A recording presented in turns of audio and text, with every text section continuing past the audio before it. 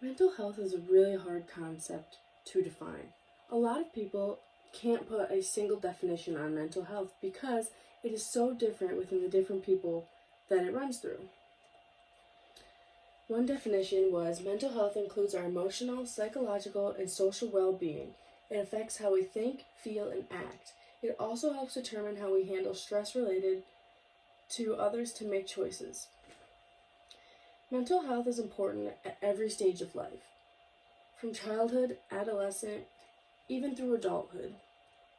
A lot of times, we misunderstand the concept of mental health being the 2007 Britney Spears, when she had her mental breakdown, broke the news, shaved her head, went crazy. When someone thinks of mental health, that's the first thing that comes to mind, when in reality, it's every other regular athlete that you can see because everyone deals with it differently. This is Maddie Holderson.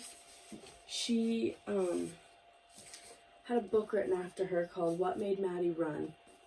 And I read this book and I was just astounded by how many signs that her friends and family completely just brushed by. Mental health can go so unrecognized, especially in female athletes, and coaches and teammates should be educated on how to approach and react to someone struggling with mental health.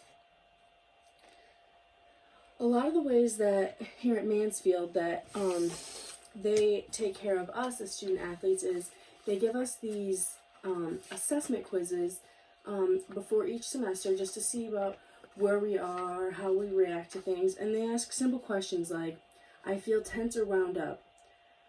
I feel as if I'm slowed down. I get a lot of frightened feelings and butterflies in the stomach. I still enjoy the things that I used to enjoy.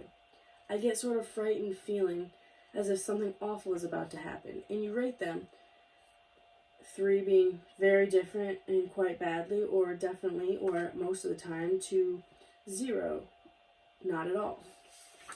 Another one they ask us is pretty much the same concept. It just asks you to rate on a scale of 1 to 4, feeling nervous or anxious or on the edge, not being able to stop or control worrying, and that all goes together with how you can treat someone who struggles with mental health because everyone struggles differently.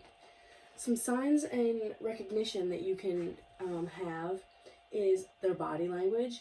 They might start to shy away, not talk as much.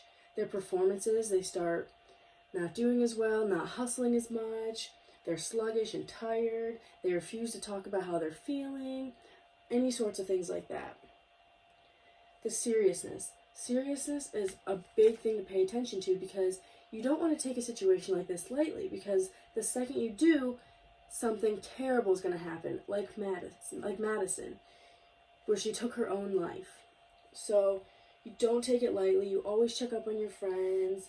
Refer to them to someone who actually knows what they're talking about if the situation gets too out of hand. Ways that you can help. You can check up on them daily. It doesn't have to be a huge public thing. You can say, hey, how are you feeling today? Was your day good?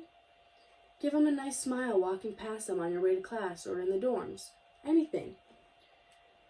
Don't tell others. If they come to you and talk to you about something, don't go and tell others or go laugh at others. Don't tell your best friend. Just keep it to yourself, and maybe even take it to your coach and say, hey, how do I assess this? And just know when your help isn't enough. Know when they need to go that step further to get more help. Some resources that we have at Mansfield is the athletic trainers. They're located in Decker Gym. They're mostly for athletes. The counseling center is a great resource to have. They have a bunch of different counselors. They have a bunch of different hours. They can accommodate to you, and it's free, so you might as well. And if things get too out of hand, the National Suicide Prevention Line.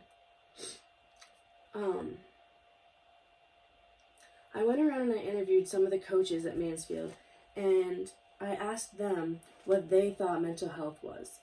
And they all had a different definition. I asked the softball coach, the women's soccer coach, and the men's basketball coach.